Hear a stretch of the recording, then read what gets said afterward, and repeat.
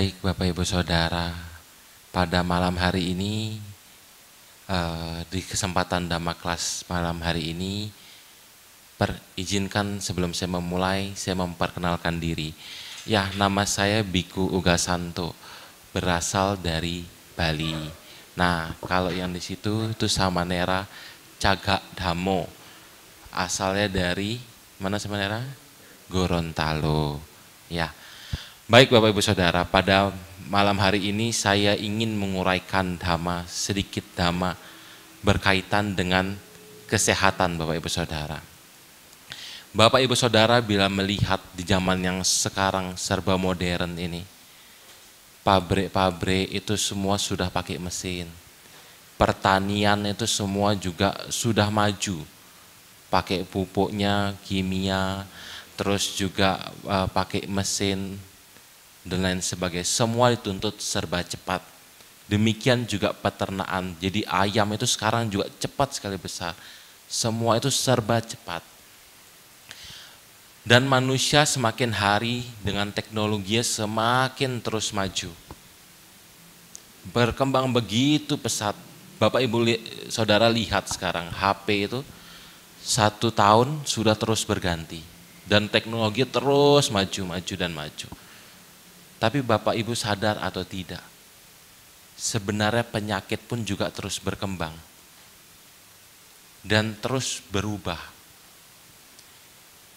Bila kita ingat lagi kembali, tahun 2019 itu sangat digemparkan karena tiba-tiba ada satu virus baru yang begitu cepat melanda ke seluruh dunia. Bahkan membuat dunia menjadi benar-benar kacau Bapak Ibu Saudara. Itu penyakit yang menyerang fisik. Tapi tanpa Bapak Ibu Saudara sadari sebenarnya, di zaman yang modern ini, penyakit mental atau penyakit batin pun juga semakin banyak yang mengidap. Seperti gangguan kecemasan, overthinking dan lain sebagainya. Karena apa? Karena sebenarnya terlalu banyak arus informasi yang masuk ke dalam diri kita. Di waktu yang sebentar, sehari saja Bapak Ibu Saudara dengar berita berapa banyak? Banyak sekali. Terjadi apa sebentar, dalam hitungan detik, di HP sudah muncul. Itu kadang membuat ketakutan yang bisa menyebabkan sakit secara batin atau secara pikiran. Untuk itulah Bapak Ibu Saudara, pada malam hari ini, saya ingin menguraikan sedikit dhamma berkaitan dengan kesehatan Bapak Ibu Saudara. Definisi sehat. Menurut KBBI, sehat berarti baik. Seluruh badan serta bagian-bagiannya bebas dari sakit. Atau normal dan baik, termasuk juga jiwa dan pikiran. Dengan kata lain, definisi sehat ini mencakup kondisi tubuh yang tidak sakit dan juga kondisi mental yang sehat atau waras. Sehat secara fisik, keadaan di mana seluruh badan setiap bagiannya terbebas dari penyakit atau kondisi tidak normal. Misalkan mata kita Bapak Ibu Saudara. Mata kita ini bila melihat jelas tanpa pakai kacamata, lihat jauh, dekat, jelas, mata kita dikatakan sehat. Tapi bila mata kita sudah lihat dekat, susah, itu berarti sudah tidak sehat. Atau lihat jauh, tidak jelas, itu juga dikatakan tidak sehat. Kemudian misalkan kalau orang yang katarak biasanya buram, itu juga dikatakan secara mata penglihatan itu tidak sehat. Sehat secara mental, kondisi jiwa dan pikiran yang normal dan baik, tidak terganggu oleh sakit. Contohnya bila kita memiliki rasa kecemasan yang terlalu berlebih, atau stres, atau mau ngapa-ngapain itu sudah tidak ada semangat. Nah, berarti itu secara batin kita sedang tidak baik-baik saja Bapak Ibu Saudara. Kalau kita membahas yang namanya kesehatan Bapak Ibu Saudara, kita tidak bisa lepas dari membahas yang namanya penyakit Bapak Ibu Saudara. Sang Buddha menjelaskan dalam Roga Sutta, dalam Anguttara Nikaya, disebutkan ada 2 jenis penyakit. Yang pertama adalah penyakit fisik atau kaiko rogo. Kita sebagai seorang manusia itu sangat wajar untuk sakit secara alami. Sebagai seorang manusia kita tidak bisa lari dari yang namanya 3 hal. Atau sebagai makhluk yang masih hidup, kita tidak akan bisa lepas dari 3 hal, yaitu yang namanya tua, sakit, dan kematian. Jadi mau bagaimanapun kita pasti akan pernah mengalami sakit, baik itu penyakit yang ringan ataupun yang berat. Saya tanya Bapak Ibu Saudara di sini, apakah ada yang tidak pernah sakit dari baru lahir? Pasti tidak ada. Semua orang pasti mengalami sakit. Sang Buddha sendiri itu masih mengalami sakit. Sakit punggung, sakit diare. Bahkan waktu Sang Buddha membabarkan Abhidhamma di Sugatawa Timsa, Sang Buddha itu masih turun untuk merawat tubuh jasmaninya. Berpindah patah, mandi dan lain sebagainya. Itu untuk mengurus tubuh jasmaninya. Untuk apa? Agar tidak sakit. Kita tahu sebagai umat Buddha sakit itu adalah hal yang wajar. Tapi apakah kita membiarkan begitu saja? Oh ya sudah sakit, biarin aja tubuh ini sakit ya sakit, sudah tidak apa-apa, itu yang wajar. Tentu tidak Bapak Ibu Saudara. Kita juga harus menyikapinya dengan secara bijaksana. Tentunya kalau kita sakit, itu pasti akan membawa penderitaan pada diri kita sendiri.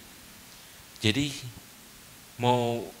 walaupun sakit itu wajar, tapi kita juga harus bijaksana mencegah agar tidak sakit. Karena kita tahu bahwa sakit ini hanya membawa pada penderitaan Bapak Ibu Saudara. Yang kedua adalah penyakit batin. Penyakit batin adalah penyakit yang diderita oleh siapapun yang belum dikatakan mencapai tingkat kesucian. Atau yang disebut biasanya kita sebagai putu jana Bapak Ibu Saudara. Jadi bila seseorang belum mencapai tingkat kesucian Sotapanna, Sakadagami, dan Anagami maupun Arahanta, itu secara batin kita masih dikatakan sakit. Karena kita belum terbebas dari faktor-faktor penyakit itu. Penyakit batin yaitu berupa keserakan, kebencian, dan kebodohan batin atau ketidaktahuan. Untuk itulah kita sebagai umat Buddha kita belajar Dhamma. Tujuannya apa? Untuk mengikis kebodohan batin atau ketidaktahuan. Lalu kita juga harus berpraktik Dhamma untuk mengikis keserakahan. Dengan cara apa? Dengan cara berdana atau membagi sebagian apa yang kita miliki. Kemudian kita juga bisa menjadi belajar sabar, mengendalikan amarah, dari terbiasa mengendalikan sila atau menjalankan kemoralan. Karena kita sudah terbiasa mengendalikan diri itu, jadi saat marah itu kita bisa mengetahui bahwa sekarang ini saya sedang marah. Itu dalam diri kita sendiri bisa mengetahui. Lalu apa? Tidak kalah penting adalah meditasi. Kenapa dikatakan meditasi juga membantu kita untuk belajar sabar? Bapak Ibu Saudara kalau duduk lama di bawah, sakit enggak kakinya? Sakit. Duduk setengah jam udah bingung. Nah, belum juga punggung sakit juga. Nah, tapi kita tetap berusaha untuk tidak mengubah posisi. Di situ pun kita sebenarnya sedang belajar untuk sabar, Bapak Ibu Saudara. Dari praktik-praktik inilah sebenarnya dengan kita melakukan banyak kebajikan, banyak juga mengendalikan diri. Jadi karena apa yang kita lakukan adalah baik, kita tidak mengalami yang namanya ketakutan, kecemasan, karena apa yang kita lakukan sudah baik. Jadi itu mengurangi kecenderungan kita untuk menjadi sakit secara batin. Misalkan Bapak, Ibu, Saudara melakukan hal yang buruk, pasti kepikiran, pasti itu kepikiran. Itu membawa pikiran kita pada hal-hal yang buruk. Dan itu bisa membuat kita jadi overthinking, stres, dan lain sebagainya. Dan itu pasti akan mengganggu pikiran kita secara tidak langsung, Bapak Ibu Saudara. Bila membicarakan sakit fisik dan pikiran, tentu dua hal ini tidak bisa dipisahkan Bapak Ibu Saudara. Bila seseorang sakit secara fisiknya, misalkan Bapak Ibu Saudara ada yang sakit kanker, sakit stroke, apakah pikiran Bapak Ibu Saudara tidak terganggu? Pasti terganggu. Entah itu marah karena kondisi yang dialami, karena menderita, ataupun juga putus asa atau kecewa dengan keadaan. Itu banyak saya dengar dari orang-orang yang sakit stroke biasanya. Lihat orang bisa berjalan, bisa lari-lari itu bisa kesal. Karena tidak bisa menerima kondisinya yang saat ini. Nah, jadi sebenarnya makanya misalkan kita sakit secara fisik, itu akan berpengaruh pada batin kita atau pikiran kita. Terus kalau kita sakit secara batin atau secara pikiran, itu juga bisa mempengaruhi fisik. Contohnya apa? Ini kejadian yang saya alami sendiri bahkan. Tadi saya sebelum ini bercerita dengan Bulani. Saya dulu itu sakit GERD. Nah, karena apa? Itu karena overthinking. Karena segala permasalahan itu dipikir terus. Jadi akhirnya sakit GERD ini. Nah, setelah saya sakit GERD ini, saya cari pemicu terbesar apa? Pikiran. Kalau sudah banyak pikiran, rata-rata kambuh GERD saya.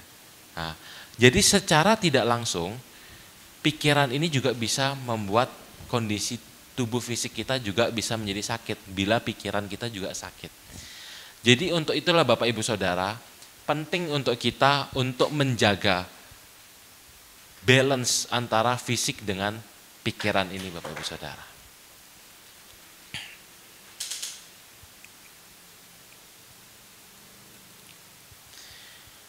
Ini adalah kutipan dari Dhammapada, yaitu arogya paramalabha. Kesehatan adalah keuntungan yang paling besar, dikatakan. Melebihi baik itu harta, kedudukan, pengikut pun tak sebanding dengan harganya dengan kesehatan. Bapak Ibu Saudara, bila Bapak Ibu Saudara walaupun memiliki harta kekayaan yang begitu berlimpah, tapi Bapak Ibu Saudara sakit, apakah Bapak Ibu Saudara bisa menikmati harta itu? Makan, Bapak Ibu Saudara tinggal sebut mau makan apa kalau punya uang. Tapi kalau sakit, apa enak makan? Enggak enak. Belum lagi apa? Pantangan makan biasanya tuh. Kalau udah sakit bisa beli tapi enggak bisa makannya. Kemudian bila mengikuti, misalkan kita punya perusahaan besar, kita sakit, apakah karyawan kita juga bisa membantu? Mungkin bisa bantu sekedar mungkin kalau ngantar ke dokter masih ada yang ngantar. Tapi apakah yang membantu sampai kita bisa sembuh? Enggak juga. Kedudukan kita apakah membantu kita? Kadang mungkin kita memiliki kedudukan, saat sakit kita bisa kehilangan kedudukan kita. Nah, itulah dikatakan. Makanya walaupun kita punya banyak harta, kadang misalkan kita sakit, apa yang kita cari? Walaupun kita punya harta, balik lagi mencari pada kesehatan. Jadi itulah Bapak Ibu Saudara, sangat penting atau dikatakan, makanya dikatakan kesehatan itu adalah keuntungan yang terbesar. Misalkan Bapak Ibu Saudara sembuh, walaupun sehat. Misalkan Bapak Ibu Saudara sehat, walaupun tidak kaya, tidak punya banyak pengikut, ya biasa-biasa aja kehidupannya. Tapi setidaknya mau kerja ya enak, mau makan ya enak, mau pergi ya bisa, mau kumpul keluarga ya bisa. Misalkan kalau sakit, walaupun punya banyak harta, mau ketemu keluarga juga sulit. Kalaupun gitu, misalkan ketemu keluarga takut ngerepotin. Nah, itulah Bapak Ibu Saudara, makanya sangat penting kita memiliki kesehatan yang baik. Yang saya adalah penyebab timbulnya penyakit. Sang Buddha menjelaskan dalam Giri Mandana Sutta dalam Anggutara Nikaya terdapat 4 sebab yang dapat menimbulkan penyakit pada tubuh manusia. Nah, ini Bapak Ibu Saudara. Banyak orang kadang sakit hanya menyalahkan salah satu faktor. Baik itu, saya sakit, misalkan sakit perut karena makanan. Nah, ya mungkin bisa jadi. Atau misalkan sakit apa, karena cuaca. Ya itu mungkin betul Bapak Ibu Saudara. Tapi ini yang biasanya sangat umum bagi umat Buddha, yaitu menyalahkan karma. Apa-apa, wah ini karena karma masa lampau saya, karena karma saya, karena saya menjadi sakit. Padahal belum tentu Bapak Ibu Saudara, karena kita menjadi sakit ini bisa karena banyak sebab, bukan karena hanya dari satu sebab saja Bapak Ibu Saudara. Yang pertama adalah pengaruh iklim yang tidak sesuai. Pengaruh iklim atau cuaca bisa menjadi penyebab timbulnya penyakit. Itu betul Bapak Ibu Saudara. Contohnya apa? Saat musim pancaroba dari panas ke hujan, itu secara tidak langsung kalau Bapak Ibu Saudara perhatikan, kadang kita gampang untuk gergesi, nggak enak badan. Ya itu memang benar-benar terjadi.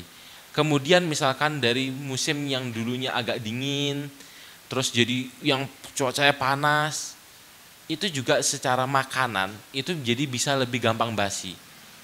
Nah, jadi itu bisa mempengaruhi kesehatan kita juga Bapak Ibu Saudara. Lalu kalau cuaca ini kan kita tidak bisa atur toh Bapak Ibu Saudara. Mau panas, mau suhunya berapa kan kita tidak bisa atur. Untuk itulah kita sebagai umat Buddha, karena mengetahui hal-hal yang tidak bisa diatur ini, kita mengatur apa yang bisa kita atur atau kita mengendalikan apa yang bisa kita kendalikan. Apa yang kita bisa kendalikan itu adalah diri kita sendiri, respon dari diri kita sendiri.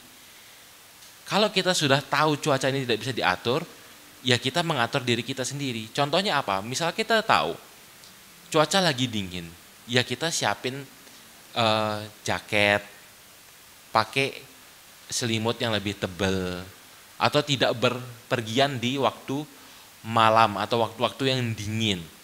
Nah, atau kita sudah mempersiapkan, mungkin siapin tolak angin, jahe itu bisa. Itu kita mencegah, itu kita menyikapi cuaca itu dengan secara bijaksana, tidak membiarkan saja. Misalkan juga cuaca menjadi panas. Panas kita tentu pasti akan banyak berkeringat. Banyak-banyak minum air. Biar tidak apa? Tidak dehidrasi. Nah, tahu cuaca terik sekali, cuaca di luar panas sekali. Ya jangan keluar-keluar gak pakai jaket atau topi. Karena bisa loh Bapak Ibu Saudara, karena kejemur ini kita bisa jadi pingsan, itu bisa. Nah, jadi ya kita misalkan ada yang kerja di outdoor, ya kita melakukan pencegahan apa yang bisa kita lakukan. Agar apa? Agar tidak menjadi sakit karena dari cuaca ini Bapak Ibu Saudara. Yang kedua adalah pengaruh pikiran atau cita. Faktor penyakit juga bisa disebabkan oleh pikiran. Sang Buddha dalam berbagai khotbahnya menekankan pada pentingnya mengendalikan pikiran, karena pikiran adalah pelopor. Di zaman modern ini banyak orang menjadi sakit karena pikiran. Salah satunya adalah karena overthinking, atau memikirkan segala sesuatu itu secara berulang-ulang dan secara terus-menerus. Akibat dari overthinking tanpa disadari dapat menguras energi, menghambat dalam pengambilan keputusan dan juga mempengaruhi pengambilan keputusan. Karena begini, saya dulu itu pernah di fase-fase sangat overthinking. Karena waktu itu saya benar-benar harus ngurus keluarga, harus ngurus kerjaan. Pokoknya lagi banyak sekali permasalahan. Saya overthinking, tidur tuh enggak bisa. Mau jam 10, jam 9 matikan HP, kamar digelapin, tetap tidak bisa tidur karena pikiran terus bermain. Pada akhirnya apa? Sebenarnya permasalahan yang sebenarnya jawabannya itu simple, tapi karena dipikir terus, berusaha cari yang terbaik, pada akhirnya cuma dipikir, masalahnya nggak jadi kelar. Malah pengambilan keputusannya malah buruk pada akhirnya. Itulah Bapak Ibu Saudara karena terlalu dipikir. Kalau sekarang saya tidak mau begitu. Saya sudah merasakan penderitaan. Jadi saya memberikan diri saya sendiri waktu. Misalkan ada sesuatu, saya berikan waktu misalkan 1 jam sebelum tidur, setengah jam, saya pikir gimana ya besok kalau ini gimana menyelesaikannya. Tapi setelah itu saya sudah tidak mau. Saya bilang ke diri saya sendiri, itu bukan urusan saya. Karena kalau kita ngikutin ya itu terus muncul terus. Jadi ditepis pikiran ini. Jadi sekarang mau tidur, ya tidur aja.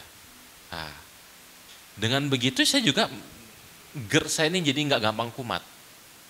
Karena pengaruh termasuk biasanya pemicu GERD itu adalah pikiran itu sendiri. Dan overthinking dapat berpengaruh pada kesehatan mental dan juga secara fisik. Seperti yang tadi saya jelaskan tadi. Nah, itu karena kita bisa menjadi sakit fisik karena dari pikiran. Lalu kita sebagai seorang umat Buddha nih, yang selalu ditekankan akan meditasi, sebenarnya ini berpengaruh Bapak Ibu Saudara. Kalau kita sudah terbiasa, meditasi itu kan meditasi Buddhis ya terutama, itu kan kita berpegang pada objek. Jadi begitu pikiran memikirkan masa depan, atau merencanakan masa depan, mengkhawatirkan masa depan, atau menyesali masa lampau, kan kita selalu diarahkan untuk kembali pada objek meditasi. Dengan begitu secara tidak langsung kita terbiasa untuk mengendalikan pikiran kita. Jadi saat itulah kita bisa, kalau kita sudah terbiasa meditasi, kita secara tidak langsung sedikit banyak lebih bisa mengendalikan pikiran ini. Untuk tidak terus mengembara, kita tidak terus mengikuti pikiran-pikiran ini. Misalkan mengikuti pikiran itu seperti apa? Misalkan kita berpikir nih, ada buah pikir, besok enaknya makan apa ya? Nah, kita ikutin, kayaknya besok enaknya cari inilah, kayaknya kurang bagus lah, cari inilah. Itu kita ngikutin pikiran kita, terus kita ikutin. Tapi bagaimana kita sebagai seorang Buddhis itu adalah untuk meng-cut. Jadi begitu muncul, sudah dialihkan ke yang lain.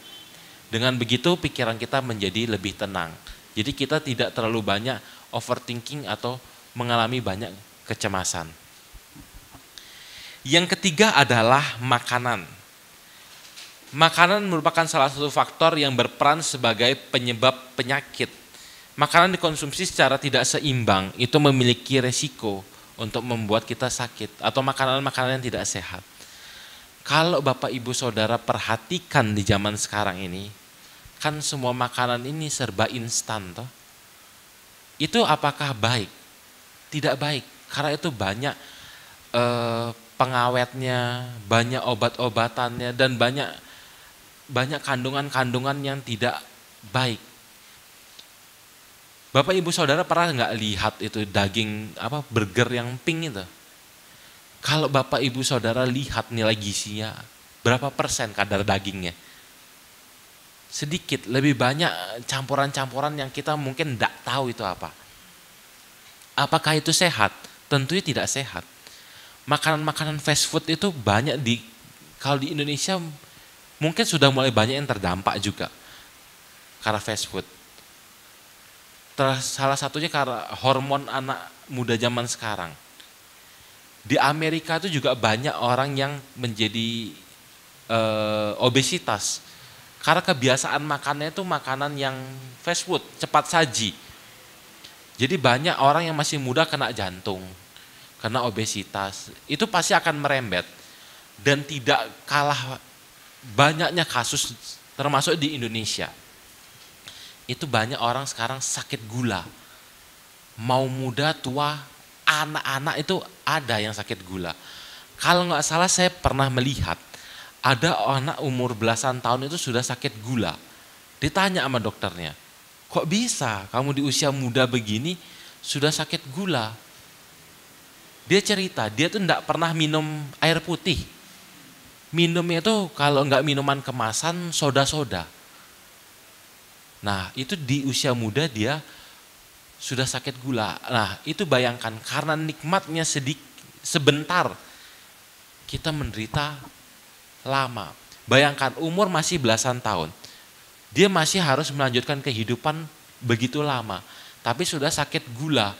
Sakit gula ini apa? Belum harus suntik, kalau misalkan perlu suntik. Apa enak tiap hari suntik? Tentunya menderita. Belum lagi makan sangat terbatas. Makan nasi enggak boleh, makan ini salah, makan itu salah. Nah, dan biasanya kalau sudah punya penyakit gula, itu bisa banyak merambat ke penyakit-penyakit yang lain. Salah satunya kalau kita luka, itu sulit sembuh. Kalau sudah sulit sembuh, itu bisa menjadi infeksi. Infeksi bisa merambat ke yang lain-lain.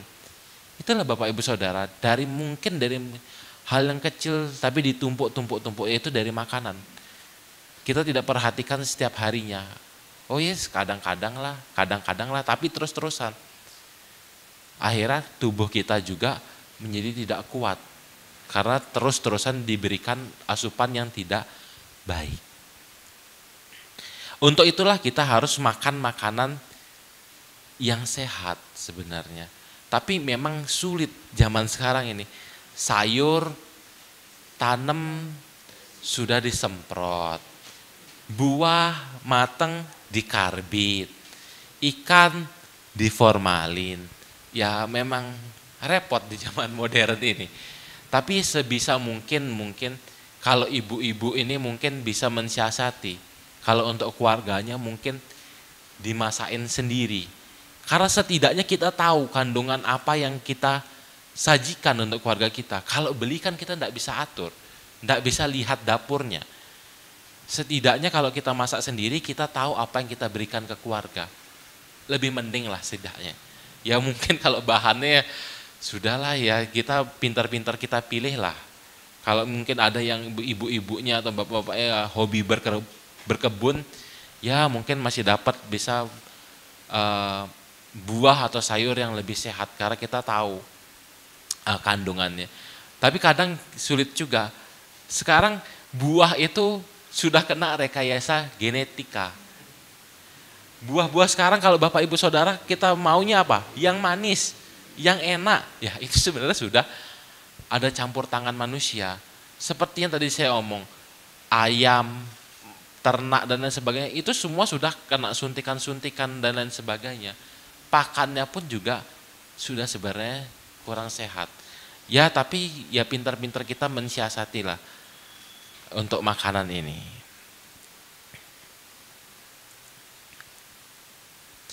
Yang keempat, nah ini baru dari perbuatan buruk. Agama Buddha tidak bisa dilepas dari yang namanya hukum karma atau hukum sebab akibat. Contohnya bila kita di masa lampau, di kehidupan lampau kita itu kita seneng nyiksa makhluk, atau di kehidupan yang sekarang aja kita senang nyiksa makhluk, bunuh makhluk. Kita bisa menjadi sakit-sakitan. Karena kita kan dikatakan apa yang kita tanam itu yang kita tuai. Lalu misalkan kita sudah menjaga seperti tadi, kita memperhatikan iklim, terus secara pikiran baik, sudah terkondisi dengan baik, makan makanan sehat, kita sering olahraga dan lain sebagainya. Tapi kita masih sering sakit-sakitan. Ya, itu mungkin bisa disebabkan oleh karma di masa lampau kita. Jadi kita menjadi sering sakit-sakitan. Tapi apakah kita pasrah gitu, udahlah terima aja lah karma, mau gimana sudahlah, enggak apa-apalah saya terima. Tentu tidak Bapak Ibu Saudara, kita harus menyikapi dengan bijaksana. Ya yang sudah berlalu ya sudah berlalu, tapi kita fokus pada memperbaiki apa yang ada saat ini yang bisa kita rubah. Dengan cara apa? Yaitu dengan cara melaksanakan sila, yaitu mengurangi perbuatan-perbuatan buruk. dan juga banyak melakukan kebajikan.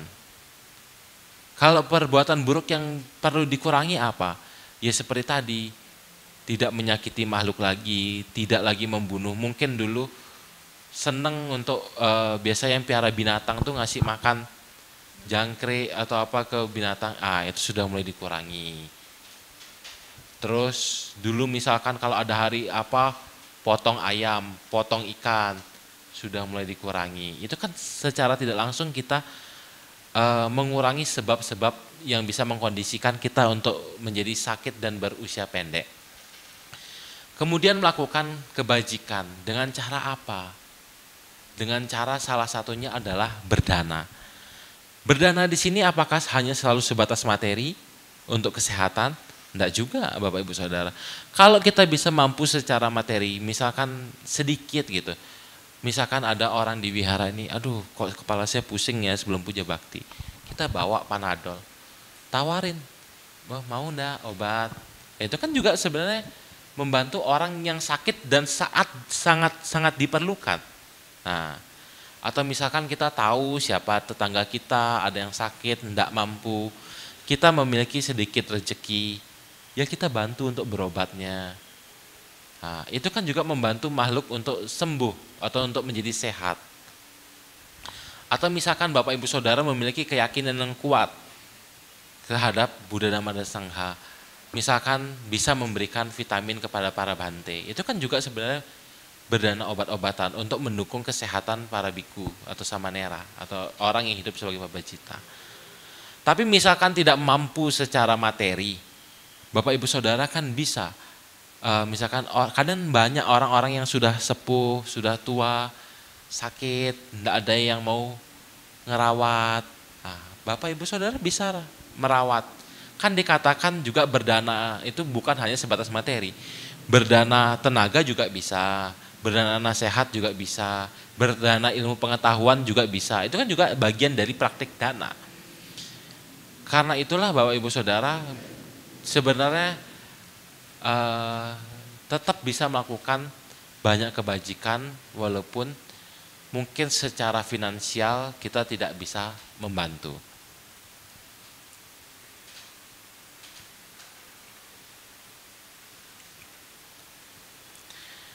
Nah, ini ya mungkin bila diikuti atau dijalankan, bagaimana kita menjadi sehat sesuai dengan apa yang diajarkan oleh Sang Buddha atau sesuai dengan Dhamma.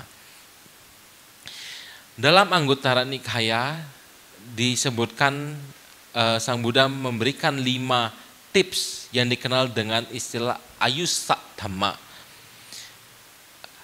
Yang pertama adalah Sappayakari, mengetahui apa yang cocok atau sesuai berkaitan dengan obat-obatan, istirahat, cuaca dan juga makanan. Contohnya adalah saat kita sedang kelelahan, kita harus tahu kapan saatnya istirahat. Jadi kita tahu nih badan udah capek. Kalau dipaksakan dia pasti, kalau terus ditumpuk rasa capek, apakah fisik kita juga kuat? Enggak juga, kita suatu saat bisa tumbang. Itu banyak di zaman sekarang di kota-kota besar, itu banyak orang yang kerja keras gitu, mungkin ngambil kerjaan berapa shift gitu. Itu mungkin kalau masih muda, masih berapa lama itu kuat secara fisik. Tapi lama-lama fisik pun juga enggak bisa.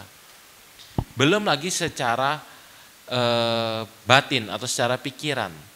Bila kita terus dipaksa bekerja seperti robot, apakah bisa? Kita ini manusia, enggak bisa. Pasti ada jenuhnya, ada capeknya. Kalau istilah sekarang itu anak muda kadang ngomong kalau terus bekerja namanya burnout. Nah, itu burnout. Burnout.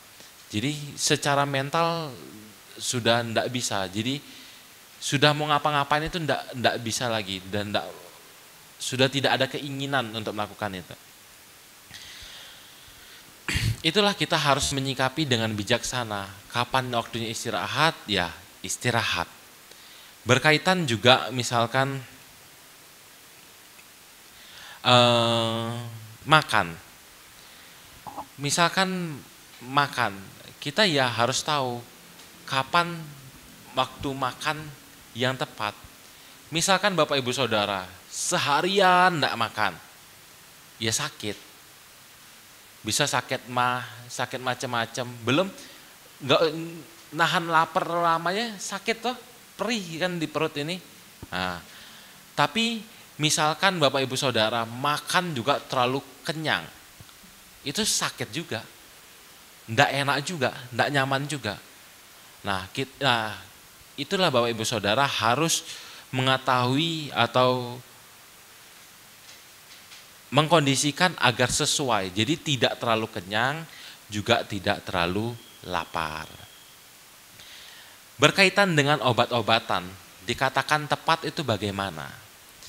Misalkan Bapak Ibu Saudara tahu Bapak Ibu Saudara ini sakitnya apa? Demam berdarah. Tapi Bapak Ibu Saudara cuma minumin Panadol aja.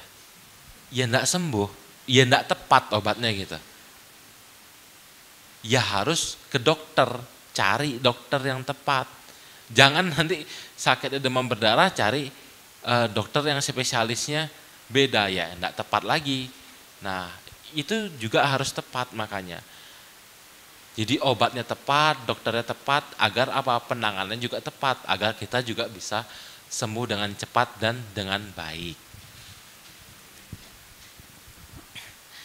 Yang kedua yaitu adalah sapaye matanyu, mengetahui ukuran yang tepat berkaitan dengan obat-obatan, istirahat, dan cuaca dan juga makanan. Sebelum saya menjelaskan lebih lanjut, tepat yang dimaksud di sini adalah tidak berlebihan, tapi juga tidak kekurangan. Mungkin yang contoh gampangnya itu adalah misalkan kita sakit. Kan dokter kadang pasti selalu ngeresepin obat kan. 3 kali sehari, 2 kali sehari. Nah, ya itu misalkan kita berobat atau sakit, ya obatnya juga harus tepat dosisnya. Misalkan Bapak Ibu Saudara merasakan, waduh kok saya 2 hari ini enggak, udah berobat masih belum terlalu banyak perubahan.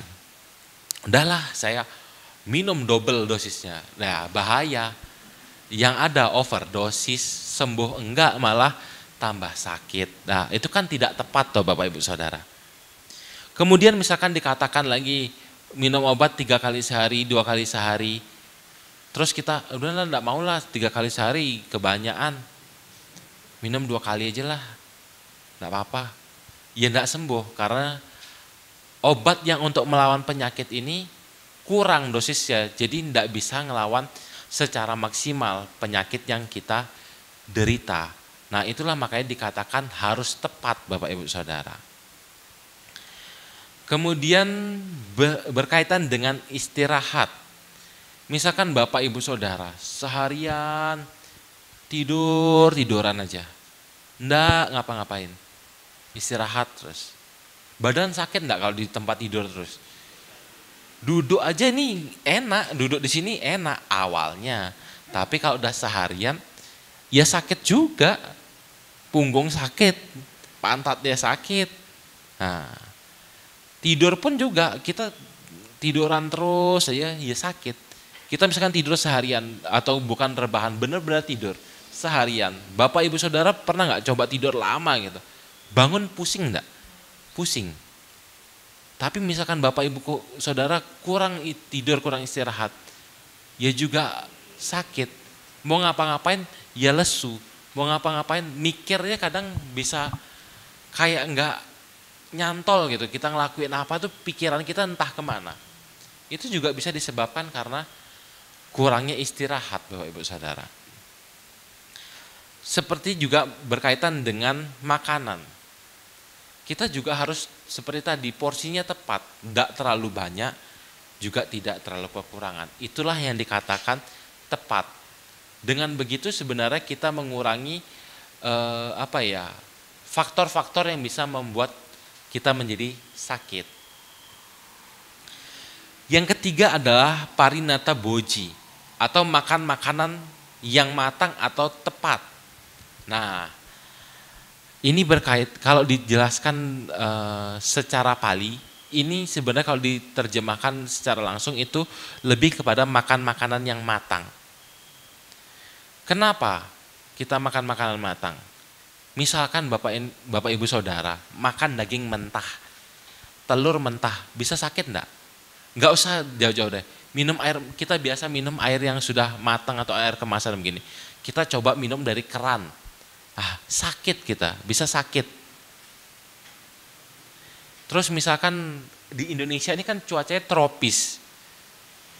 Itu cenderung bakteri, virus itu lebih gampang untuk berkembang. Dan kita bisa kena bakteri salmonella. Itu bisa mengganggu pencernaan kalau kita tidak makan daging yang matang atau tidak baik. Ini juga pernah saya dengar, misalkan kayak daging yang terjangkit flu burung, itu kan ada suhu untuk mematikan kuman dan virusnya. Itu kan berarti kan suhunya harus dimasak hingga matang. Nah kalau tidak matang kan itu bisa menyebabkan kita sakit atau tertular virus-virus itu. Jadi alangkah baiknya kita untuk makan makanan yang matang, selayaknya normalnya saja. Kalau di Jepang mungkin oke. Karena mereka untuk quality control itu sangat ketat. Di orang Jepang itu punya kebiasaan itu makan itu loh, telur yang mentah dicampur di nasi. Tapi itu telurnya khusus, tidak sembarangan. Dan setahu saya itu ada musim-musimnya. Mereka berani untuk makan telur mentah itu. Tapi di Jepang juga banyak orang makan sashimi. Tapi bukan tidak ada kasus itu mereka menjadi sakit. Itu mungkin mereka benar-benar yang fresh atau yang bagaimana saya kurang mengerti. Tapi alangkah baiknya udahlah makan yang matang juga masih enak kok, enggak usah cari penyakit lah. Makan yang mentah-mentah malah sakit, enggak usah lah. Sudah makan yang matang saja. Kadang yang kurang matang aja kita bisa menjadi sakit kok, apalagi yang mentah. Kemudian makan makanan yang tidak tepat. Tepat mungkin bisa diartikan itu seperti misalkan alergi. Misalkan kita tahu kita punya alergi makanan, ya jangan dimakan. Itu bisa membuat, toh juga kalau dipaksakan itu membuat kita menjadi sakit. Ini ada, kalau di Indonesia mungkin saya lihat jarang terjadi. Tapi di luar negeri itu banyak orang yang alergi kacang. Dan itu dampaknya nggak main-main Bapak Ibu Saudara. Jadi orang yang alergi kacang, kalau kena kacang itu saluran pernafasannya bisa tertutup, jadi nggak bisa nafas. Jadi kalau dia nggak dapat obatnya, penawarnya ini cepat, itu bisa bahaya. Itu bisa meninggal. Kebetulan saya juga punya alergi seafood, tapi ya agak mirip-mirip. Jadi kalau misalkan saya makan seafood dulu ya, kalau saya makan seafood itu bisa kayak seperti tidak bisa nelen. Minum air pun itu sulit untuk ditelan. Tapi entah kenapa, saya juga tidak tahu kenapa.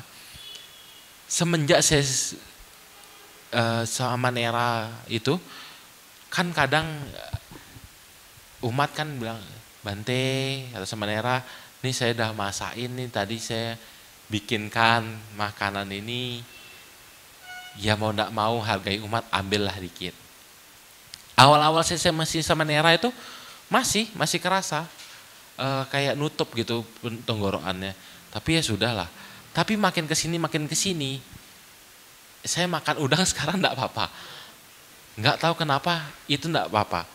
Tapi jangan dicoba Bapak Ibu Saudara. Setiap orang berbeda. Jadi lebih baik kalau kita tahu kita alergi, sudah mending tidak cari penyakit, sudah mending tidak makan. Enaknya seberapa sih? Daripada sakit malah diri kita sendiri yang rugi Bapak Ibu Saudara. Kalau kita sudah tahu kita tidak cocok makan itu, sudah mending tidak usah. Saya lupa waktu itu siapa yang pernah cerita. Itu makan apa, laron ya. Laron apa ulet dah. Itu kalau orang tidak cocok itu bisa gatelan ya tuh. Ya udahlah kita makan yang normal-normal aja lah. Tidak usah cari yang aneh-aneh. makanan yang normal masih enak. Nggak usah cari yang unik-unik gitu dah. Ya kita makan yang baik, yang normal-normal saja. Kecuali mungkin di desanya atau di tempatnya itu sudah lumrah makan makanan gitu. Mungkin kita sudah ada autoimunnya udah terbiasa. Karena dari kecil mungkin udah makan gitu. Mungkin masih terbiasa. Tapi kalau tidak terbiasa kadang itu bisa memicu macam-macam penyakit.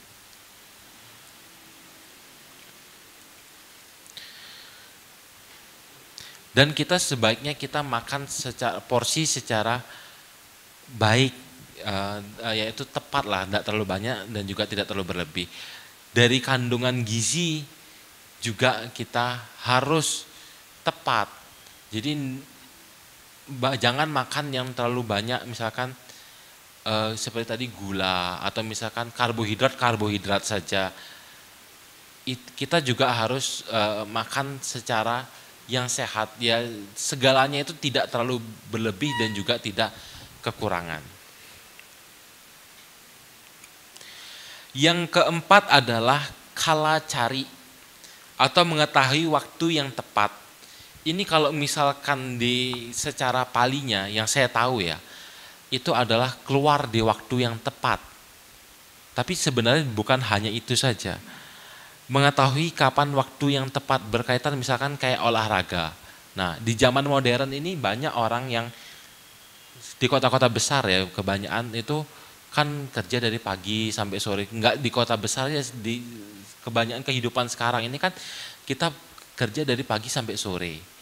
Tapi kan kita juga kadang pengen untuk sehat, yaitu olahraga.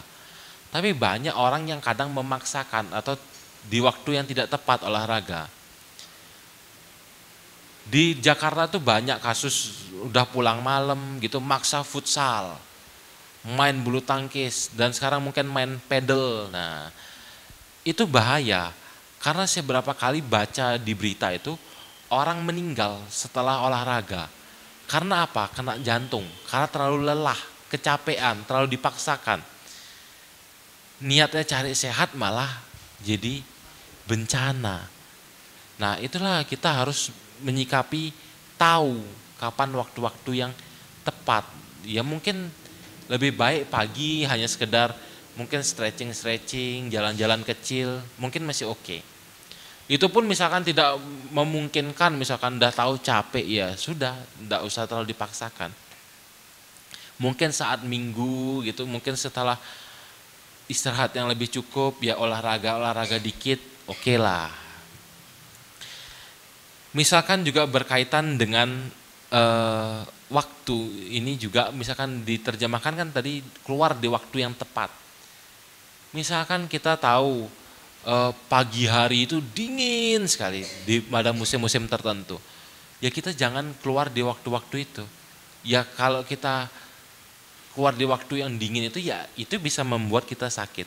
Ini nggak tahu antara ini benar real kesehatan atau sugesti dari orang-orang zaman dulu ya.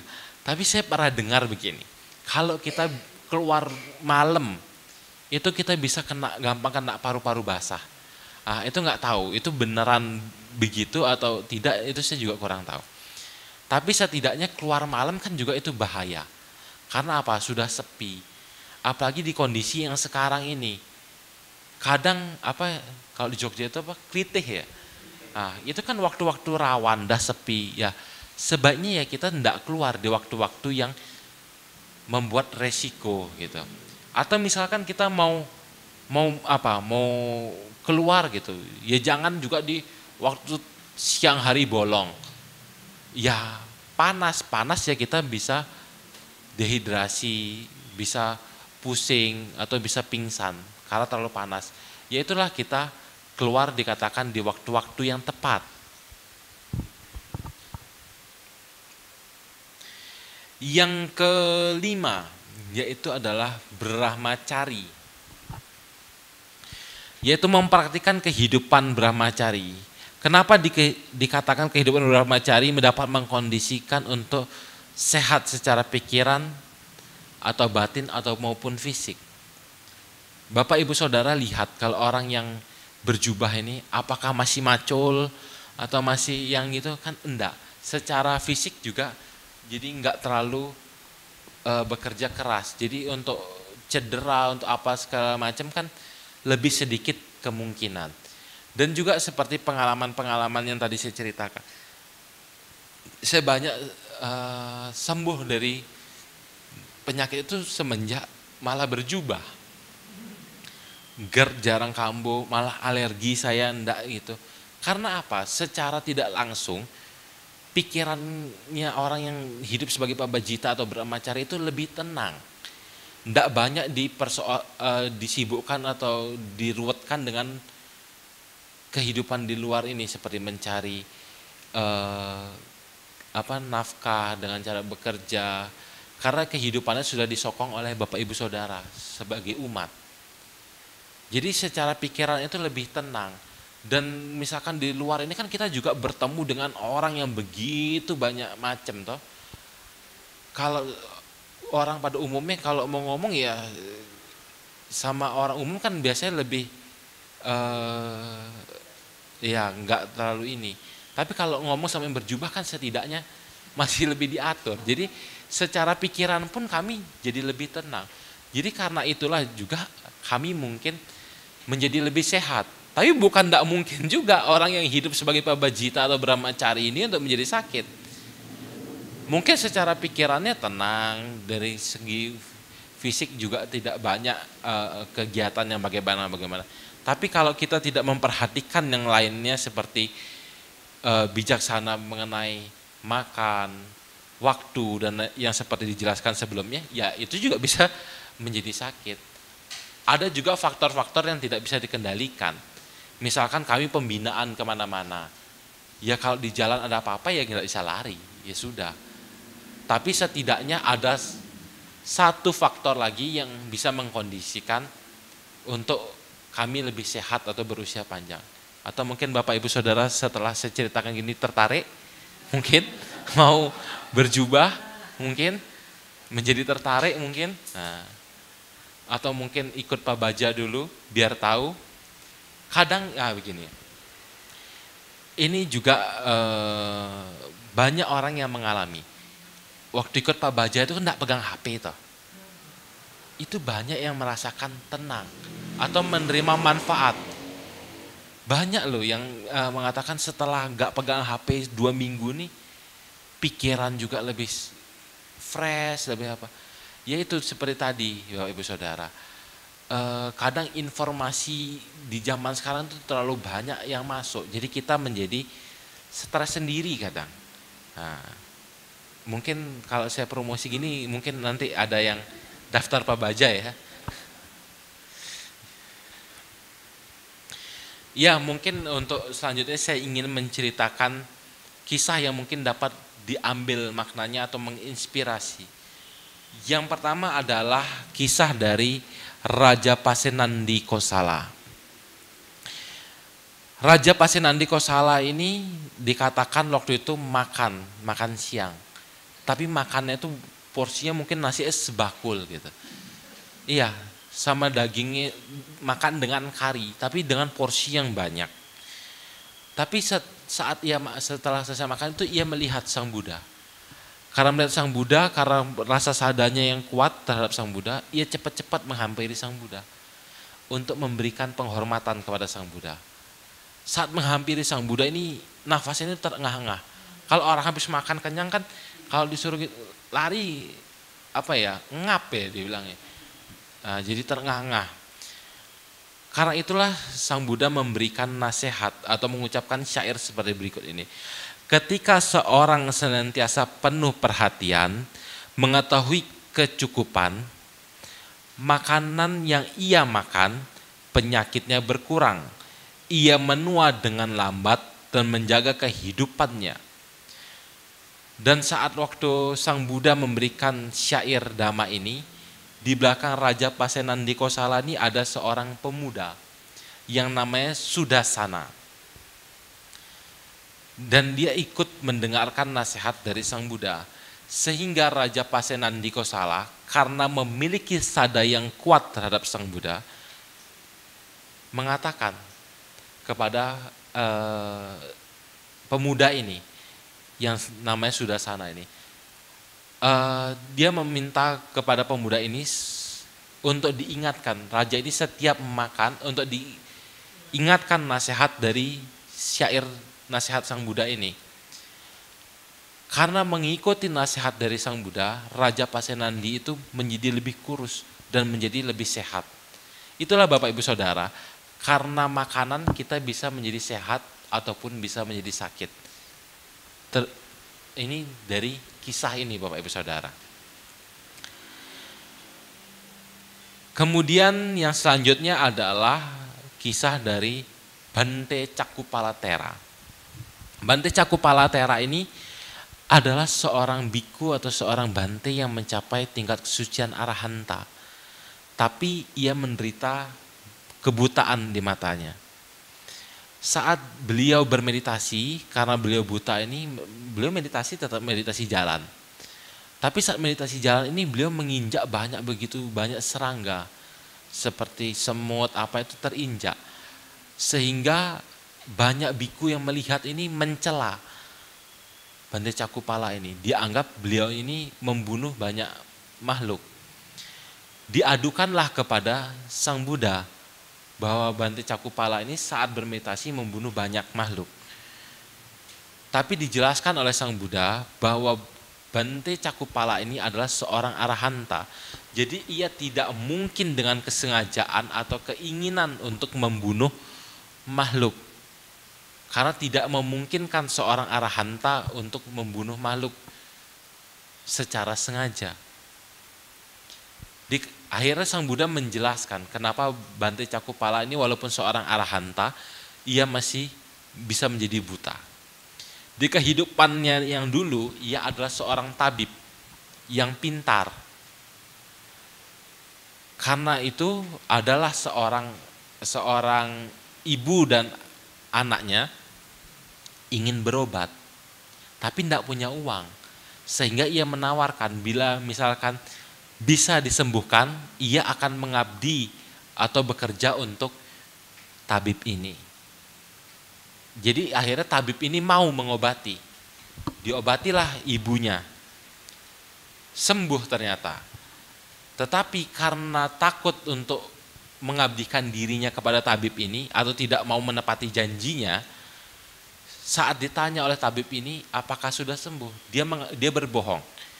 Dia mengatakan matanya belum sembuh. Tapi tabib ini karena pintar, dia tahu bahwa ibu ini berbohong. Sehingga mungkin karena marah atau merasa dibohongi, diberikanlah obat lagi. Tapi tujuannya bukan untuk menyembuhkan, tapi untuk membuat mata ibu ini menjadi buta. Nah, karena perbuatannya inilah Bante Cakupala saat terlahir menjadi seorang biku pun mencapai arahanta, tetap menuai dari hasil perbuatannya yang lampau. Itulah Bapak Ibu Saudara, kita mungkin bisa sakit karena perbuatan kita yang di masa lampau, Bapak Ibu Saudara. Lalu apa kesimpulannya pada malam hari ini? Terkadang kita lupa kesehatan sangatlah berharga. Saat kita sehat, kita sering kali kurang mensyukuri. Tetapi begitu kita sakit, disitulah kita baru mengetahui seberapa berharganya kesehatan. Bapak Ibu Saudara pernah enggak sakit gigi? Ini simpel Bapak Ibu Saudara. Kita kalau gigi kita sehat, ya kita biasa aja. Enggak bersyukur, ya biasa aja. Ya. Anggap hal yang normal. Saya pun demikian Bapak Ibu Saudara. Tapi baru 2 minggu lalu saya dikasih pelajaran berharga Bapak Ibu Saudara. 2 minggu lalu itu saya operasi gigi saya yang paling belakang. Karena tumbuhnya miring Bapak Ibu Saudara. Waktu mau dioperasi, saya mau pingsan 3 kali. Itu sakitnya sudah dibius 7 kali. Masih berasa Bapak Ibu Saudara. Sakitnya itu sampai ke jantung kemana-mana. Sakit luar biasa. Itu udah dibius. Setelah selesai operasi, mulut tidak bisa dibuka. Mau makan sulit.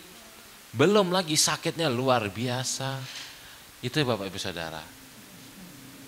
Kadang kalau kita belum sakit, tidak tahu bahwa kesehatan itu luar biasa berharganya Bapak Ibu Saudara.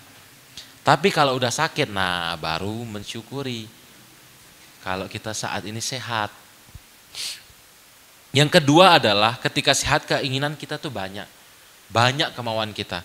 Tapi kalau udah sakit, balik lagi pengennya sehat. Yang ketiga, kesehatan adalah keuntungan yang berharga melebihi harta, kedudukan maupun pengikut.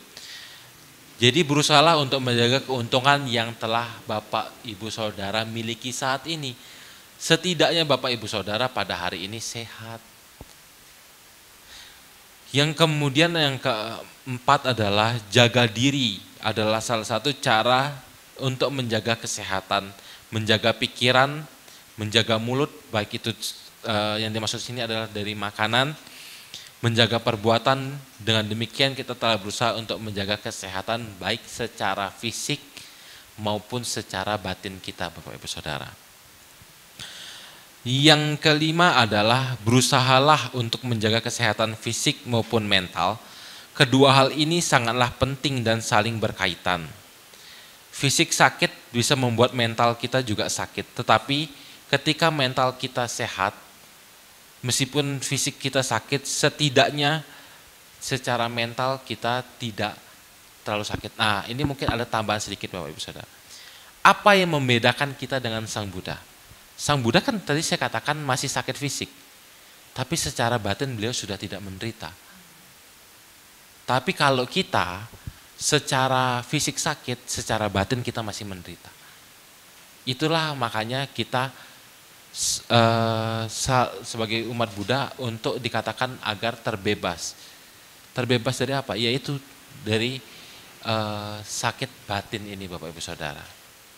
Seorang arhanta pun masih mengalami sakit fisik. Tapi yang membedakan itu seperti tadi. Walaupun fisiknya sakit, secara batin beliau-beliaunya sudah tidak lagi menderita. Mungkin itu Bapak Ibu Saudara materi yang saya bisa sampaikan pada malam hari ini. Ya, kalau ada pertanyaan silahkan ditanyakan dan saya jawab semampunya. Bante, tentang kaitannya fisik dan mental, itu kalau dalam kedokteran sekarang ini sudah ada istilah yaitu psikosomatis. Jadi soma itu penyakit, psiko itu psikis, psikosomatis adalah penyakit yang disebabkan sebenarnya oleh mental. Dikatakan pula secara penyelidikan bahwa sebenarnya semua penyakit fisik itu ada sedikit kaitannya dengan mental. Jadi misalnya ada satu riset tentang gigi yang terkikis gitu ya, enggak lubang misalnya gitu. Itu meskipun sudah diselidiki anak ini itu hidup di keluarga yang atau lingkungan yang high class gitu. Tapi kok dia tetap sakit giginya terkikis. Nah, para psikolog kemudian menyelidiki secara psikis, ternyata anak ini banyak masalah psikis. Nah, terbukti bahwa ajaran Sang Buddha itu kan benar berarti. Apakah ada ajaran Sang Buddha yang menekankan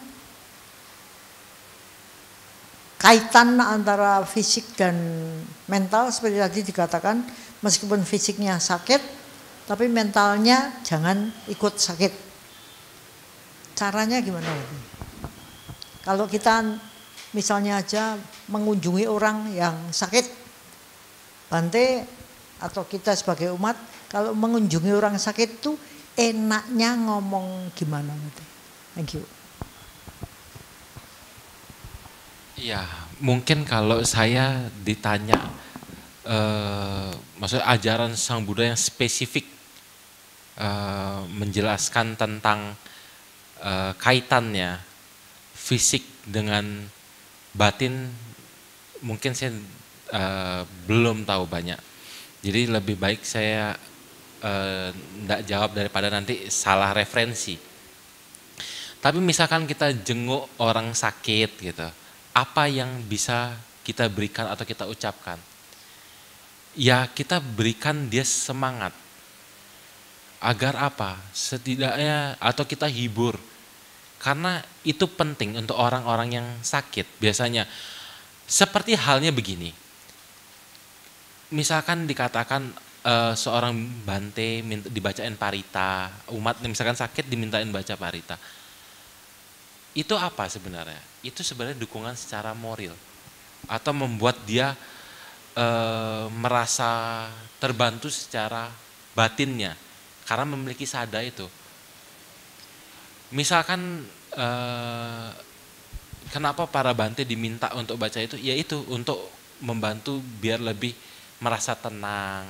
Itu kan kalau orang yang sakit kadang pikirannya kemana-mana, ketakutan. Nah setelah dibacain parita, itu kan menjadi lebih tenang. Itu secara tidak langsung bisa membantu kesembuhannya dia.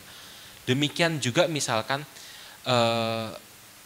orang yang sakit, ya kita hibur, dikasih kata-kata yang semangat, atau diceritain kisah-kisah yang mungkin, oh kalau sakit ini masih bisa sembuh loh. Itu kan memberikan dia harapan. Dengan dia punya harapan, dia mungkin secara pikiran juga membaik, jadi ada semangat, jadi mungkin mau berobat, lebih mau. Kadang ada orang yang tidak mau berobat gitu, nggak mau karena takut karena itu. Tapi setelah kita memberikan motivasi, dukungan, dia mau berobat. Jadi itu bisa mungkin membantu dia sembuh atau menjadi sehat. Mungkin begitu, Bulan. Lanjut satu pertanyaan lagi. Pada waktu para biku misalnya saja membacakan parita, saya sakit dibacain biku parita misalnya.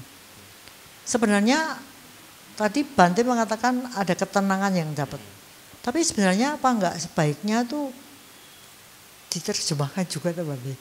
Jadi, maksudnya dari arti parita itu? Iya, karena saya enggak yakin kalau kita dibacain parita, misalnya kita berdana makanan kan terus nanti gitu. Saya senang mendengarkan itu, saya senang. Tapi sebenarnya saya nggak ngerti itu ngomong apa. Maka saya berpikir kadang-kadang kayak gini apa enggak seharusnya para biku juga menghafalkan artinya ya supaya kita bisa mendapatkan makna dari parita bukan itu. Bukan cuman itu kan saya bisa ngomong Coca-Cola itu juga menyenangkan. Tapi tidak bermakna. Ya, mungkin itu bisa menjadi masukan. Ya, baik, terima kasih, Bulan. Selamat malam, Bante. Ya, malam. Di tradisi agama lain yang berasal di tanah yang sama dengan ajaran Buddha, Hindu itu kita kenal kalau mereka juga punya kearifan dalam pengobatan. Ada yang namanya Ayurveda dan sebagainya. Apakah di dalam ajaran Dhamma ada yang sejenis itu yang mungkin pernah dipraktekkan oleh para murid atau umat yang ketika itu juga hidup di zaman Sang Buddha atau mendapatkan semacam nasihat-nasihat tentang obat-obat yang tepat untuk penyakit-penyakit yang dialami oleh para pengikut Buddha. Apakah ada semacam itu, Bante, yang bisa kita miliki juga? Jadi bukan hanya di sana ada Ayurveda, ada yoga, ada apa gitu. Di ajaran Buddha sakit ini ternyata dianjurkan ini juga ada. Adakah semacam itu, Bante? Makasih, Bante. Baik. Kalau mungkin ada, tapi saya mungkin karena saya yang kurang baca. Jadi saya belum tahu untuk yang hal-hal seperti itu. Yang maksudnya kalau sakit ini obatnya ini apa? Mungkin demikian. Tapi yang saya tahu yaitu tadi dengan kita mengendalikan pikiran, dengan kita menjaga seperti yang dijelaskan tadi itu juga membantu untuk kita menjadi sembuh. Ya, misalkan sakit ya lebih baik kita tanyakan kepada orang yang lebih capable gitu untuk mengatasi penyakit itu. Ya misalkan ya Sang Buddha sakit pun juga kan ada, kalau nggak salah di kisah mana itu saya lupa, itu ada tabib yang mengobati Sang Buddha. Ya berarti kan Sang Buddha sendiri masih berobat gitu. Ya jadi misalkan kita sakit ya kita tanyakan kepada dokter yang bisa menyelesaikan penyakit kita. Jadi mungkin tidak semua yang ini bisa dijawab secara dijelaskan mungkin secara dhamma. Ada mungkin misalkan kalau kita sakit apa ya, mungkin lebih baik kita mencari jawabannya ya ke dokter gitu. Mungkin demikian. Yang saya tanyakan tadi kan makanan yang siap saji. Karena anak saya tidak mau makan nasi, tidak mau makan daging. Tapi kalau udah jadi nugget sama sosis mau, sama makan sarimi tiap hari. Saya biarin aja daripada tidak makan. Nah itu harusnya gimana? Mungkin kalau bisa perlahan dicoba. Jadi mungkin ya pinter-pinter kita mensiasati itu. Saya pernah juga melihat ada orang anaknya ini trauma sama nasi. Iya. Jadi dia benar-benar tidak bisa terima, benar-benar tidak mau makan. Itu ternyata dia punya traumatis. Jadi mungkin itu bisa berobat ke ahli apa ya? Mungkin ahli anak mungkin coba dulu. Atau mungkin ahli mental untuk menyembuhkan secara traumatisnya dia. Jadi setelah itu mungkin baru bisa diperbaiki. Itu saya pernah lihat dulu itu ada anak yang begitu, tapi akhirnya bisa sembuh. Tapi saya lupa bagaimana solusi untuk jalan keluarnya. Tapi kalau dibiarkan terus menerus itu juga kasihan anaknya karena secara gizi itu tidak baik karena itu ultra processed food. Jadi takutnya itu bisa membawa penyakit ke depannya. Jadi mungkin bisa dicarikan solusinya dari segi pengobatan, maksudnya dari kedokteran yang bisa memberikan solusinya baiknya bagaimana. Mungkin demikian. Iya, makasih. Satu lagi Bante, keterkaitan dengan kemarahan. Ngasih makan sama orang-orang tua, kalau seminggu sekali lah, sama orang yang tidak bisa cari. Tapi ada yang bilang terlalu sok kaya, makan sendiri aja susah gitu. Lebih baik diteruskan apa enggak gitu kan? Ya kalau Bapak tahu itu adalah perbuatan baik, ya diteruskan aja. Orang kita diem, kita mau ngapain aja, Sang Buddha yang begitu baiknya tanpa itu masih dicela, Pak. Jadi nggak usah mikirin omongan orang lain. Toh juga kita mau melakukan kebajikan, mau melakukan hal yang buruk pun pasti akan kena cela. Jadi lebih baik kita melakukan hal yang baik. Biarin aja orang mau ngomong apa. Toh juga manfaat dari kebajikan itu kita sendiri yang nanti akan menuai. Jadi biarin aja orang mau ngomong apa, tetap kita melakukan kebajikan. Entah itu kita sendiri makan susah atau enggak susah, kan kita sendiri yang tahu. Setidaknya kita lebih baik daripada dia. Setidaknya walaupun kita sulit, kita masih berusaha untuk melakukan kebajikan. Mungkin demikian. Bante, kalau misalnya umat sakit, itu kan biku yang menengok, itu kan baca parita ya Bante. Kalau biku sakit, umat nengok harus ngomong apa Bante? Waduh Bu Lani, saya masalahnya sakit belum pernah dijenguk. Nggak tahu saya jadinya. Saya belum pernah dijenguk. Ya mungkin kalau umat biasanya sih lebih menawarkan, Bante mau apakah mau berobat kemana, atau saya tahu nih ada dokter, misalkan Bante sakit apa, mau ke dokter ini enggak, saya tahu ada dokter yang bagus di sini. Biasanya umat lebih banyak untuk ya menyarankan pengobatan yang lebih baik gitu, atau obat ini baik Bante, lebih seperti itu. Tapi kalau umat yang kayak misalkan bacaan parita kan enggak mungkin juga. Iya, mungkin begitu. Gak ada yang tanya satu lagi Bante. Silakan. Sehubungan dengan psikosomatis itu, sekarang kelihatannya banyak orang yang menggunakan hipnoterapi. Menurut Bante bagaimana? Thank you. Mungkin itu kan ya seperti tadi, ada orang yang memiliki trauma-trauma yang tidak bisa di bawah sadar itu tertumpuk gitu.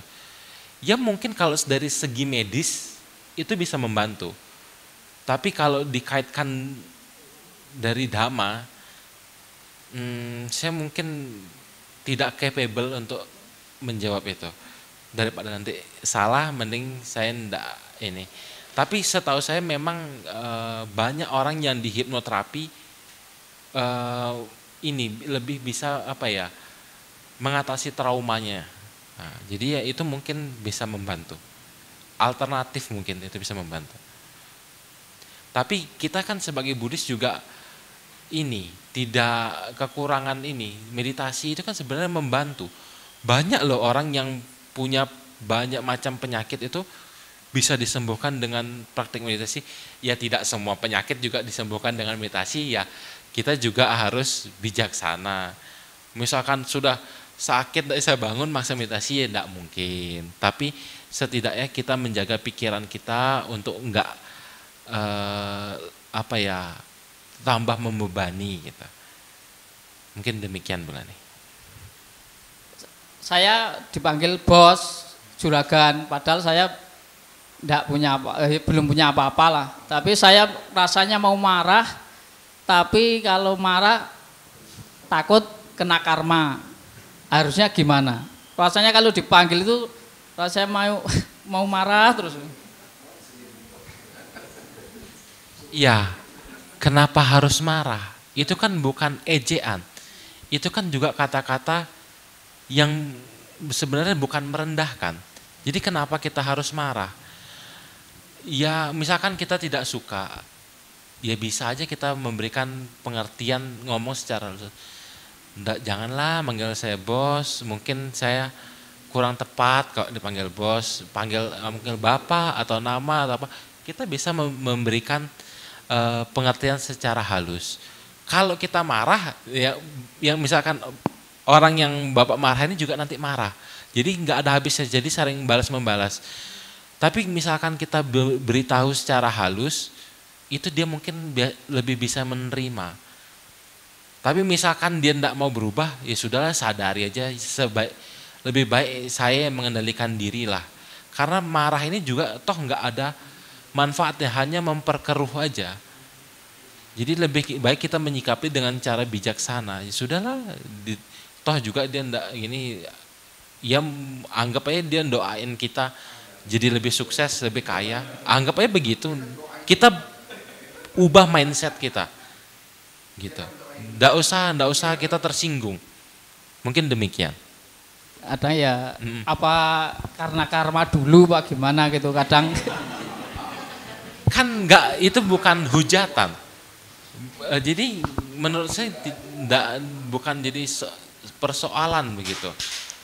Kan itu bukan dia berusaha untuk menjelekkan atau merendahkan kita. Ya kalau misalkan kita direndahkan atau dihina, ya sudah anggap aja. Mungkin dulu saya pernah mengejek orang, merendahkan orang begitu. Sang Buddha aja masih difitnah. Bapak belum pernah difitnah menghamili orang kan? Sang Buddha aja pernah. Ya udahlah, Sang Buddha yang sudah begitu melatih batin aja masih bisa kena fitnah atau kena celaan.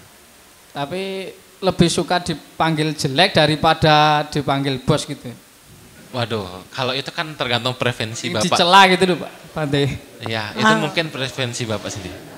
Mas Paridi itu sebenarnya orang itu manggil Mas Paridi bos karena nggak tahu namanya. Jadi setiap orang tuh dipanggil bos sama orang itu. Maka besok lain kali pakai papan gini tulisi Paridi gitu nanti tidak ngomong. Mas Paridi mesti gitu, nggak mungkin dipanggil bos. Tapi orang yang manggil bos tuh pada siapapun dia pasti panggil bos. Jadi besok KTP-nya dibesarkan terus dipasang di sini pakai kalung. Sip, dah pasti hilang. Jangan KTP Bulani, nanti didaftarin pinjol, bahaya. Jangan. Nama aja nama. Terima kasih Bante. Iya, terima kasih. Selamat malam Bante, izin bertanya. Seperti ini Bante. Ketika kita ini bukan orang jauh, bukan juga orang dekat, kita ya bisa dekat, bisa jauh. Ini banyak orang terjadi seperti ini Bante. Menganggap bahwa dirinya sehat, baik. Dalam hal fisik mungkin memang baik, dalam hal fisik memang oke. Tapi batinnya ada kekacauan di dalamnya. Bagaimana untuk menyadari orang yang seperti itu Bante? Karena kalau dikatakan kamu itu sebenarnya sakit, bukan fisiknya, tapi mentalmu itu agak bermasalah gitu loh. Tapi untuk menyadari orang-orang seperti itu susah Bante. Kira-kira bagaimana? Iya, bagaimana untuk menyadarkan bahwa Anda itu sakit, Anda harus berobat, Anda harus pergi ke sini untuk mengobati penyakit Anda. Bagaimana caranya Bante? Mungkin kayaknya kalau orang-orang biasanya banyak, kalau saya kadang sama Ramaiko sama Bulani bilang, orang-orang yang sakit itu kadang-kadang baru datang ke wihara, kalau nggak sakit nggak datang ke wihara gitu Bante. Itu untuk ngejadarin itu gimana Bante? Terima kasih. Ya, kadang mungkin orang itu kan tidak selalu bisa melihat ke dalam dirinya. Ya memang perlu orang lain untuk menyadarkan, untuk memberitahu. Tetapi kita yang memberitahu juga harus bijaksana. Jangan dengan cara yang frontal atau dapat menyakiti hati orang itu sendiri.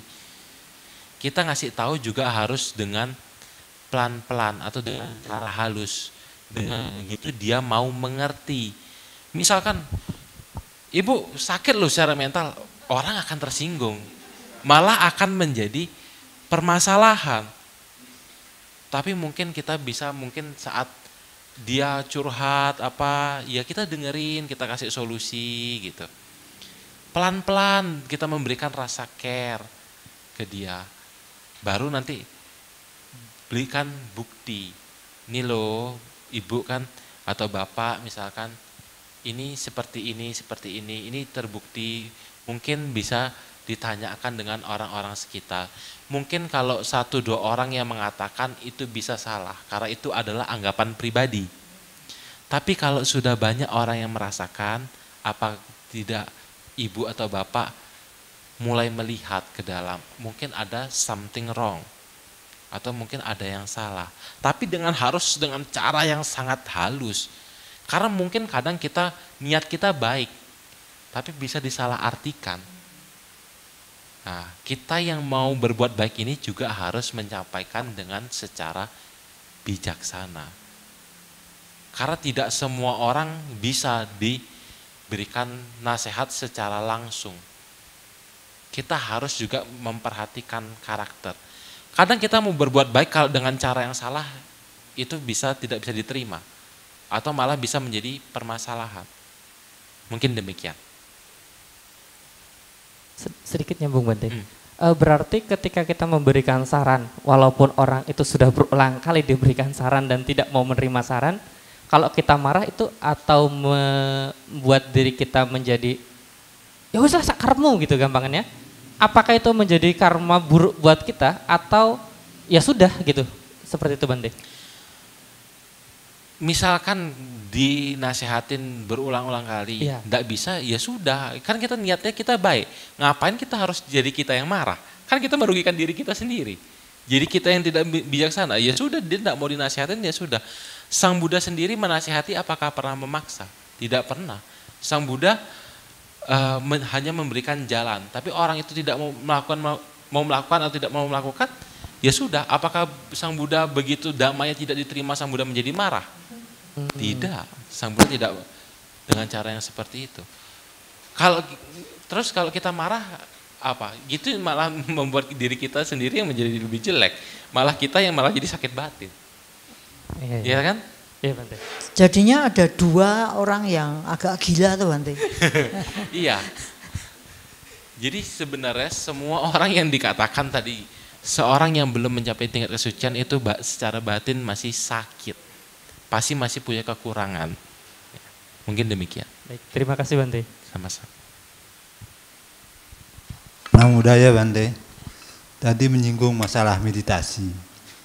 Mohon petunjuk untuk meditasi yang paling tepat dalam kehidupan sehari-hari yang notabene kita masih sebagai berumah tangga. Terima kasih Bante. Kalau dikatakan paling tepat saya tidak tahu Bapak. Yang mana yang paling tepat karena saya juga bukan ahli meditasi. Tapi setahu saya yang paling simple, yang misalkan kita meditasi duduk, itu yang paling gampang untuk diamati, yang paling kasar dari tubuh jasmani, itu adalah nafas. Berfokus pada nafas. Jadi kalau dikatakan yang paling tepat yang mana, karena setahu yang pernah saya baca, setiap orang itu memang punya, misalkan dia lebih cenderung ke loba atau ke moha, itu ada objek-objek meditasi yang spesifik. Tapi saya kurang berani menjelaskan secara lebih lanjut karena saya tidak dalam ranahnya ahli dalam meditasi. Tapi setahu saya yang sangat umum dan bisa membawa pada kemajuan itu biasanya adalah dari praktik nafas atau menyadari nafas, keluar masuknya nafas. Mungkin demikian. Mungkin Bu Lani mungkin lebih jago. Enggak. Saya jagonya cuma pada waktu pas gila itu saya jago. Bante, Ya. ini ada orang yang biasanya datang tapi nggak datang karena dia kena stroke. Ya. Nah saya mau bertanya untuk dia karena pasti ini direkam dan pasti dia bisa kita kirimin. Yaitu kalau pas kita sakit itu kan macam-macam ya Bante. Kalau sakitnya stroke itu kan juga macam-macam. Supaya tujuan kita tercapai yaitu cepat sembuh katakan. Itu waktu kondisi misalnya katakan aja mati separuh misalnya. Itu apa yang harus dilakukan untuk mencapai akhir dari penderitaannya itu? Sembuh. Ya, maksudnya Sembuh secara fisik. apa Pak De? Sembuh secara fisik. Sehat secara fisik. Tentu saja ada erat hubungannya dengan mental juga kan Bante. Tapi misalnya kita beritahu orang yang stroke misalnya. Terus ngomong apa Bante? Kalau ngomong apa yang secara tepatnya mungkin saya tidak bisa jawab. Tapi biasanya kalau orang yang stroke itu ini ada kecenderungan untuk putus asa. Karena ya itu tadi kayak lihat orang yang bisa jalan itu menjadi jengkel. Ya itu kita hibur, tapi diberikan support. Maksudnya ya diberikan ya tadi itu. Maksudnya kalau mungkin dalam kondisi seperti ini masih ada kemungkinan untuk sembuh, harus tetap semangat. Karena kadang begini, kadang dia sudahlah stroke, udahlah nggak usah berobat. Kan padahal stroke itu biasanya di waktu-waktu gentingnya dia tuh harus cepat ditangani. Dan misalkan pun dia masih baru sakit itu harus terapi. Ataupun misalkan udah lama gitu, setidaknya terapi. Itu yang bisa membantu dia untuk lebih membaik. Ya diberikan support secara mental untuk dia mau terapi. Karena kadang udahlah saya putus asa, toh juga saya tidak akan sembuh. Ya itu dengan cara memberi dia support, biar dia mau. Karena kebetulan emak saya juga stroke. Jadi emak saya selalu bilang, udah tidak ada gunanya, udah tidak bisa apa-apa nih sekarang, udah tidak bisa masak, tidak bisa apa. Ya, saya memberikan masukan, ya jangan seperti itu. Maksudnya ya tetap harus berusaha, harus semangat. Setidaknya membaiklah, tidak lebih memburuk lagi. Harus tetap terapi. Ya misalkan kita ini bisa memberikan rasa simpati. Mungkin carikan bola dia untuk latihan, atau misalkan tahu orang yang bisa terapi, atau misalkan kita sanak keluarganya bisa mungkin kan ada terapi yang kayak didorong kakinya atau apa, itu kan bisa kita lakukan. Untuk satu, dia kan menerima perhatian, itu juga bisa menjadi stimulan untuk dia untuk menjadi lebih semangat, karena masih ada orang yang memperhatikan dia. Secara tidak langsung itu juga bisa jadi obat untuk dia. Kalau bagi orangnya sendiri Bante, jadi itu kan external factor. Bagi orang yang sakit sendiri itu 24 jam sehari ini terus mau apa Bante? Ya mungkin daripada dengerin hibur-hiburan, mungkin bisa belajar dhamma. Jadi setidaknya mungkin dengan dia tahu hukum karma atau wajar tua, sakit dan mati, dengan memiliki pengertian-pengertian itu dia jadi lebih bisa menerima kondisinya yang dia alami. Dan anicca atau semua itu pasti berubah. Penderitaan pun ini juga pasti akan berlalu. Mungkin dengan begitu dia dengan mengerti pengertian dhamma, ya dia jadi lebih bisa menerima kondisi, nanti lebih mau berobat dan lain sebagainya. Itu pasti akan berpengaruh. Kalau yang parita seperti yang saya katakan, apakah STI punya Bante? Parita untuk orang sakit dilantunkan kemudian? Biasanya kan ada di buku parita. Maksudnya kan kadang-kadang kan untuk sada itu kan kalau para biku yang kalau itu saya kurang tahu. Kalau yang maksudnya spesifik yang ada direkam itu saya kurang tahu. Bante bikin Bante. Ya. Ya, semoga Bapak Ibu Saudara mendapatkan manfaat dari dhamma yang diuraikan pada malam hari ini. Semoga Bapak Ibu senantiasa sehat, senantiasa bahagia, usia panjang, agar agar bisa melakukan lebih banyak kebajikan lagi ke depannya.